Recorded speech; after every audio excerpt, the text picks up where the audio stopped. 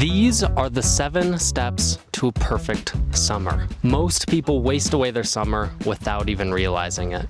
Here's how you don't. Starting with actually planning it. There are 15 weekends between Memorial Day and Labor Day, which seem like a lot until you're halfway through summer and you wake up one day and you realize, oh no, I spent half of my summer doom scrolling. So the first thing that you need to do is sit down and fill every single one of those weekends with something big that you want to do. That could be a concert, that could be going out, that could be going to the lake, stuff like that, to make sure that you have something at the end of every week to get you excited, to keep you going throughout the summer. I'm gonna throw 40 ideas on the screen right now, so feel free to pause, take a screenshot, whatever. Now just pick out 15 of those or add a couple of your own and you're done. You got that figured out. Okay, with the first important step out of the way already, let's move on to number 2. Take a trip. When somebody inevitably asks you, what did you do this summer? This is going to be the thing that automatically pops into your mind. This is going to be the differentiator between this summer and all of the rest of your summers. This is going to be one of the highlights, something that you're going to remember. Now, I know what you're thinking. I don't have enough money to go on a trip right now. What? We're flying to Philadelphia. Oh, hell no! That's hell no! Whoa! And I get that. Funds are tight for me too. But this doesn't have to be a trip to Japan. This can be something smaller. It can even be renting out an Airbnb or getting a hotel for 1 or 2 nights in a city pretty close to home. Somewhere just that you've never been before. The idea is to get a change of scenery, and one of my actually favorite trips of all time was something similar.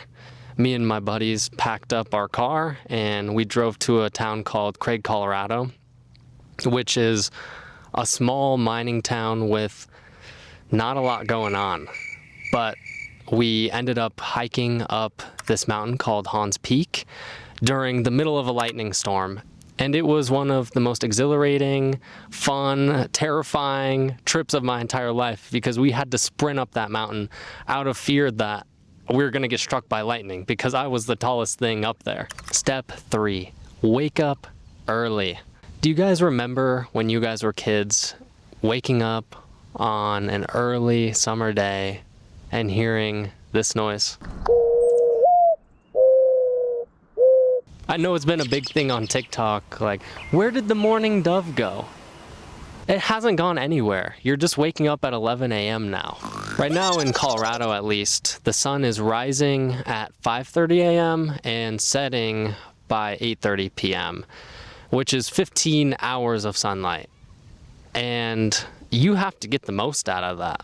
Now, I promise you, if you're sleeping in till 11 a.m. or noon every day on your days off this summer, you're gonna feel terrible about yourself once this is all over.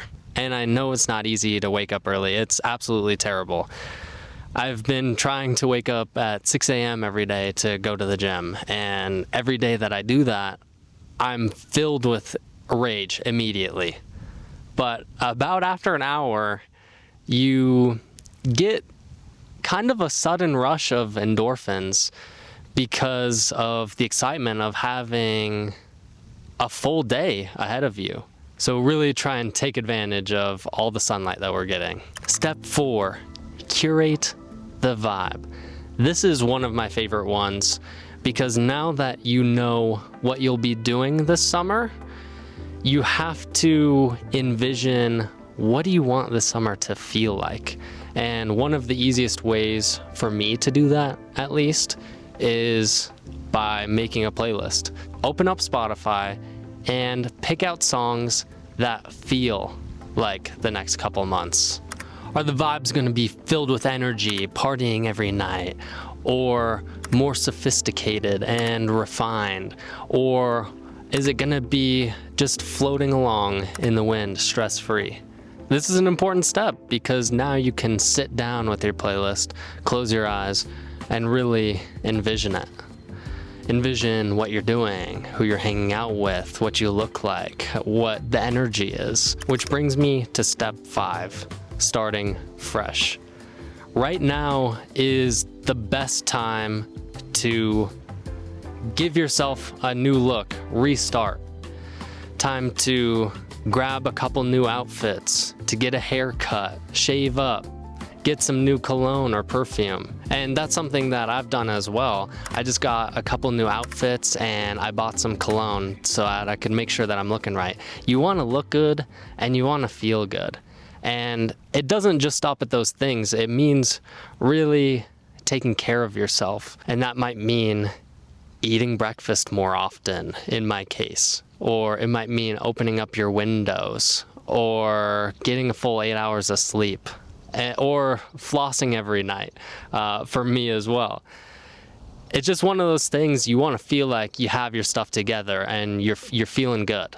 Step 6, micro activities.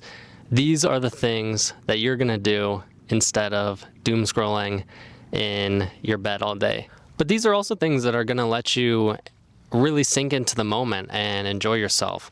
They might be tennis, it might be football, it might be reading, it might be drawing, it might be going on hikes, it might be swimming, fishing, that type of thing. For me, one of my favorite activities after work was at 6 p.m. head straight over to my friend's house.